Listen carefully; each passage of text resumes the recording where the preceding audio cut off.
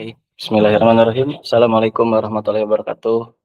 Waalaikumsalam warahmatullahi wabarakatuh. Terima kasih sebelumnya ya, sudah mau meluangkan waktunya, barangkali sedang ada kegiatan, karena kalau misalkan teteh-teteh ibu-ibu, terima kasih Bu Guru. Karena kalau misalkan, Ibu Guru memberikan hartanya saya bisa mengembalikan, tapi kalau memberikan waktunya, nah saya tidak bisa mengembalikannya gitu ya. Jadi Mantap, Pak. Mantap, Pak. Iya iya. Baik, untuk wawancara ini terkait asesmen, kita langsung saja ke pertanyaan pertama ya, Bu. Izin bertanya, Pak. Oh, silahkan Bu, ada apa? Berarti nanti jawabnya gantian atau boleh Ya, siapa aja? mau siapa dulu? Boleh? Oh, berarti misalkan satu pertanyaan satu-satu gitu. Atau Iya, udah diskusi aja boleh. betul. Oh, mungkin alangkah baiknya kalau, ibu-ibu sekalian memperkenalkan dirinya terlebih dahulu sedikit, sambil buka ini. Ya, bismillahirrahmanirrahim. Perkenalkan nama saya Brenda. Sekarang sedang mengikuti P3K di SMP Negeri 2 Bandung. SMP Negeri 2 Bandung. Mengajar kelas 7D sampai dengan 7K. Baik. Bismillah, perkenalkan Bapak, nama saya Tiara. Saya juga sama sedang mengikuti P3K di SMP Negeri 2 Bandung, mengajar kelas 8. Oke, baik, terima kasih. Ya, sebelumnya saya ada latar belakang dulu kenapa jadinya mewawancarai ibu-ibu sekalian, soalnya Bu Elin ya, ibu ini teh, Iya. beliau teh mengarahkan ke P3K itu cenah, ke Brenda aja atau ke Tiara. Ya udah Bu, ibunya lagi MGMP mungkin ya. Oke, kita langsung ke first question. Pertanyaan pertama itu bagaimana Ibu biasanya menilai hasil belajar siswa dalam mata pelajaran PAI? Boleh sedikit ceritakan proses penilaian yang biasa, Ibu lakukan, dalam kelas itu mungkin?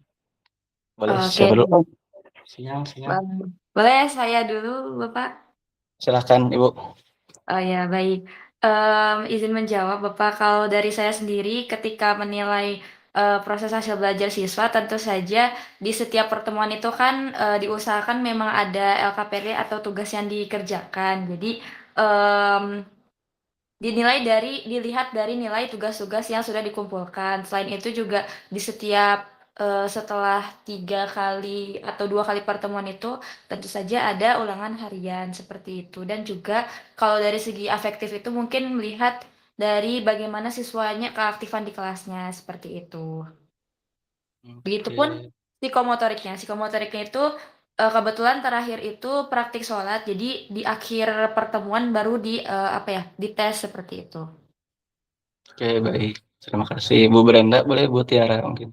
Ya, kalau saya sebenarnya kurang lebih sama ya, kayak Bu Brenda. Setiap pertemuan ada LKPD, terus setelah 3 pertemuan itu ada ulangan harian, karena memang arahan dari guru pamong.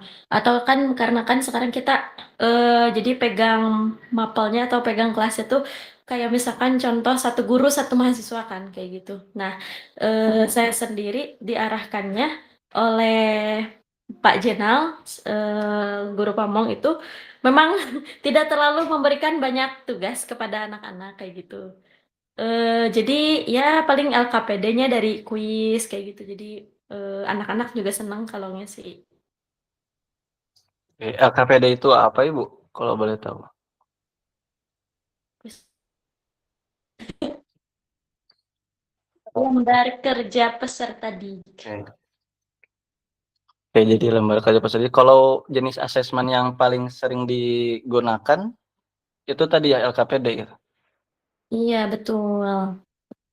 Oh, kalau, cara Bapak Ibu menilai aspek spiritual akhlak siswa gitu yang biasanya tidak bisa diukur lewat tes tulis saja itu Bapak Ibu jangan Bapak, Ibu bagaimana cara menilainya gitu? Kamu dulu atau apa? Apa dulu? Biasanya kan karena ya ini juga pengalaman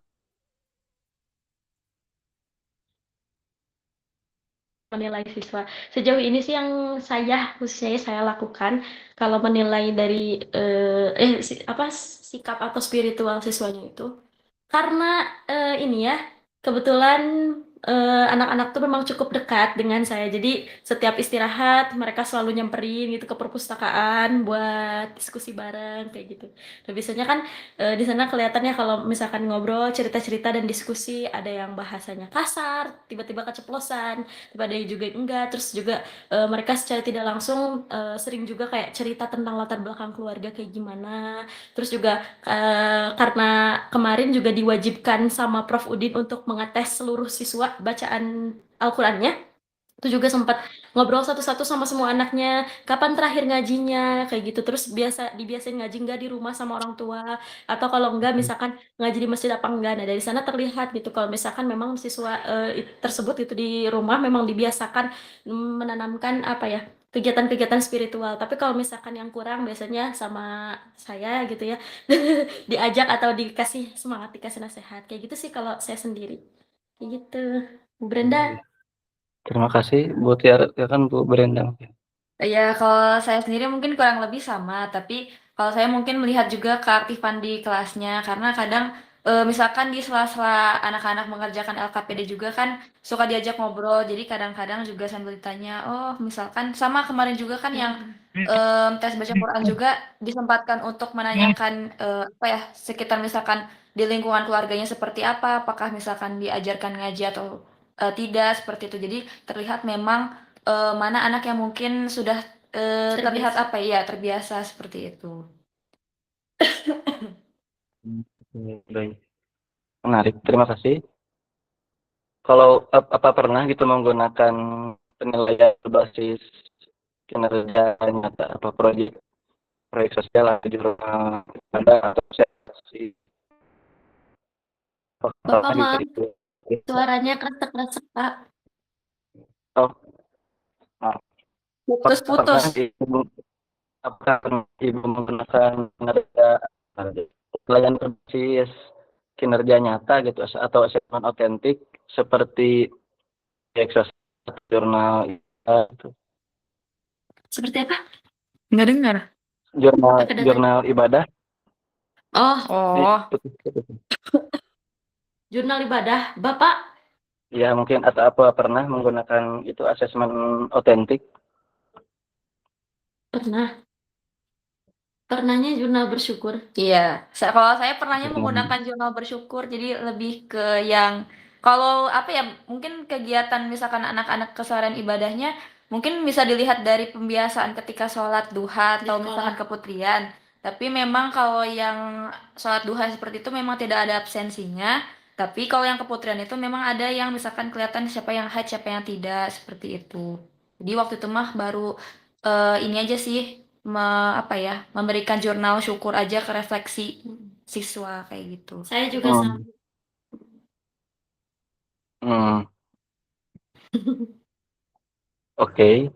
Pertanyaan selanjutnya, kalau misalkan dalam ibadah atau amal soleh misalnya sholat, membaca Al-Quran, sedekah. Nah, bagaimana bagaimana cara ibu mendorong agar siswanya melakukan karena kesadaran sendiri, bukan sekedar apa karena takut nilai atau karena disuruh. Kalau nah itu treatment dari ibu sekalian bagaimana?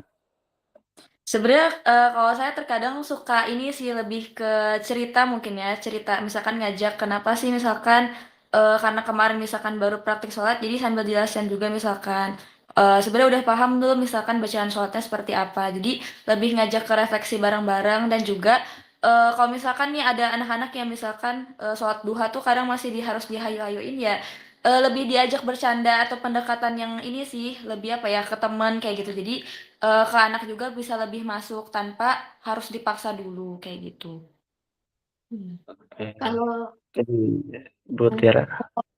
sebenarnya jujur itu tuh PR yang paling susah sekali ya dari semua maksudnya ketika transfer ilmu gitu memastikan agar anak-anak bisa melaksanakan atau mengerjakan amal soleh atau ibadah itu atas kesadaran diri sendiri itu sangat susah sekali.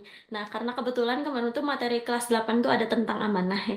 Jadi lebih ke sharing kalau misalkan semua anggota tubuh kita tuh amanah dan itu tuh selalu diungkit-ungkit di setiap pertemuan gitu sambil cerita-cerita juga. Jadi pendekatannya ya sama tadi kayak Bu Brenda ya, pendekatannya lebih kayak friendly lah ya gitu, sesuai menyesuaikan mereka pengennya ke kita tuh nyamannya kayak gimana karena kan kebetulan ya kita masih terlihat ya maksudnya di sekolah tuh kadang dipanggil teteh sama anak-anak kayak gitu ya.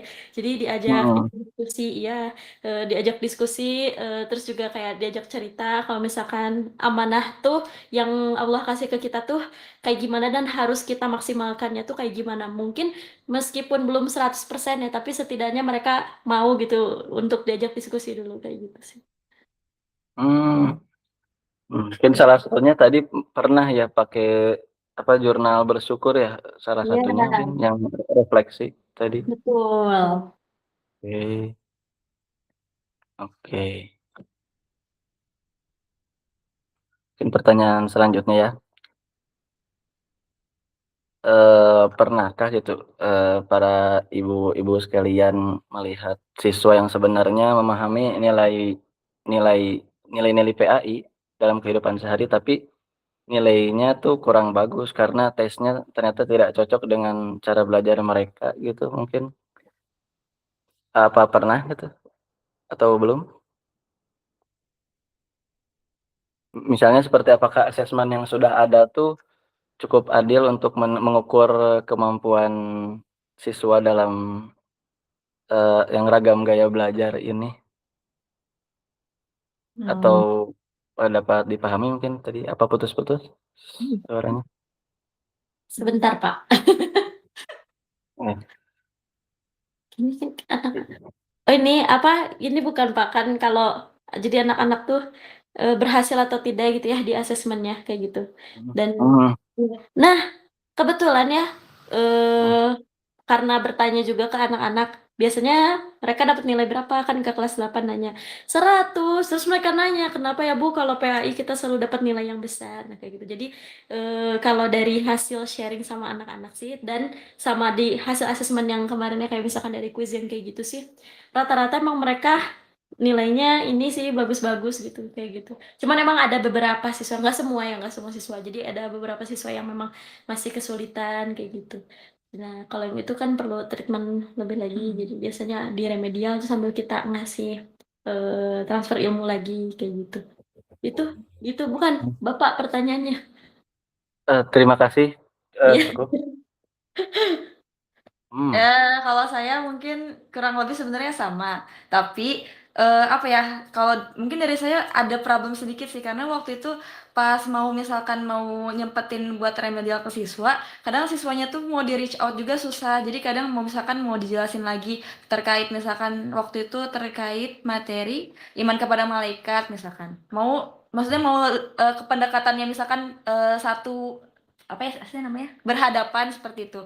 Nah, pengen dijelaskan ulang mungkin karena siswanya waktu itu tidak masuk, tapi karena di reach out-nya susah, jadi susah gitu misalkan pendekatan ke siswanya juga karena iya tadi. Aduh gimana sih mhm, belibet. Iya benar. Iya seperti itu Bapak. Jadi memang kalau misalkan dari hasil mah memang bagus-bagus karena waktu itu pas ditanya STS-nya berapa? Bagus Bu, 99, 100 gitu. oke. Oke, kalau, baik tadi terkait tadi ada feedback ya, umpan balik kepada siswa setelah penilaian, apakah hanya berupa nilai angka atau ada penjelasan lebihnya?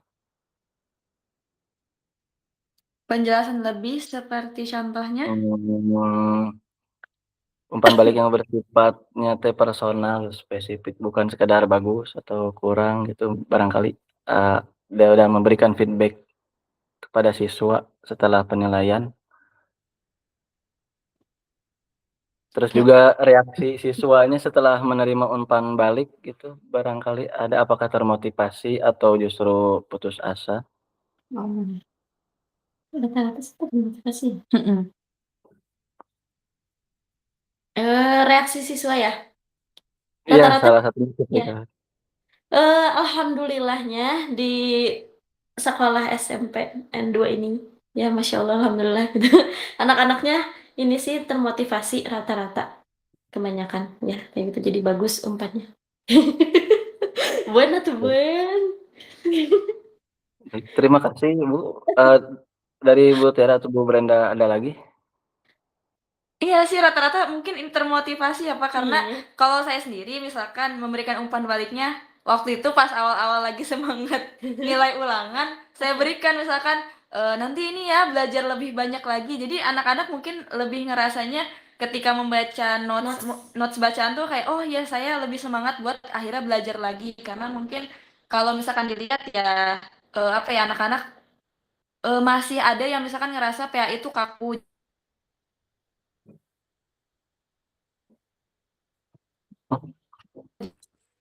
Selama mungkin, kemarin, setidaknya kita mencoba tuh, ada anak yang akhirnya membuahkan hasil walaupun tidak begitu besar, tapi setidaknya ada, seperti Dan itu. banyak yang kasih surat.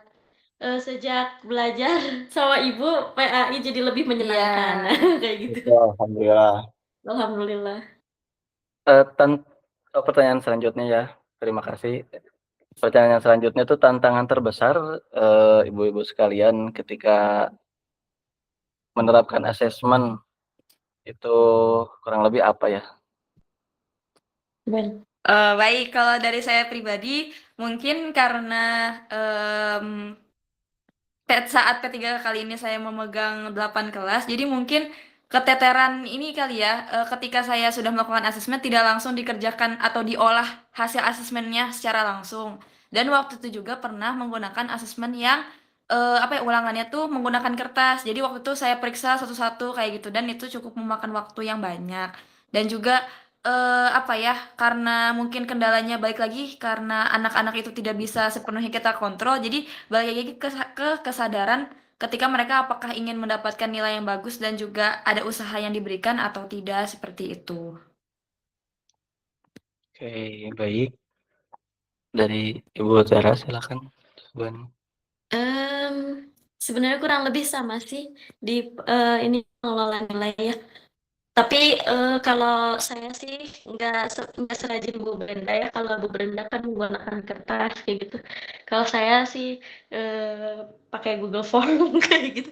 Jadi sebenarnya hasilnya udah ada kayak gitu. Ya cuman ya tadi ya kayak kan tetap kayak misalkan harus ini juga memperhatikan yang bawah KKM siapa aja, terus di sounding ke anak-anaknya buat dipanggil, terus buat diremedial kayak gitu sih paling itu seru sih seru. Tapi ya Alhamdulillah. karena ya tadi kelas juga Mmm, karena kelas banyak, kalau misalkan di kelasnya banyak ya jadinya itu sih keteterannya kayak gitu. oke baik. Itu berarti tantangannya itu ya tadi, kewalahan. Pengolahan Baik, betul. Pengolahan. Apa ya pengolahan? pertanyaan Pengolahan selanjutnya pendidikan. dukungan apa gitu yang Bapak Ibu yang butuhkan Ya, ini nyambung suaranya putus-putus? Cek saya. Sudah Eee, menyambung lagi. oke baik. Ini pertanyaan terakhir sih. Dukungan apa yang ibu guru sekalian butuhkan agar bisa merancang dan melaksanakan asesmen PAI lebih baik? dukungan buat asesmen baik. Misalnya dukungan CapEx gitu, dukungan, infrastruktur atau ada apa gitu? Kok yang LMS? Kalau misalkan di SMP Negeri 2 sendiri sebetulnya sudah ada LMS untuk apa ya, iya untuk Asesmen. melakukan asesmen. Jadi itu juga kalau tidak salah baru dipergunakan selama 1 tahun atau 1 semester kemarin. Jadi, mungkin alhamdulillah ada peningkatan untuk apa ya, asesmen tuh lebih mudah untuk diolah dan di apa ya,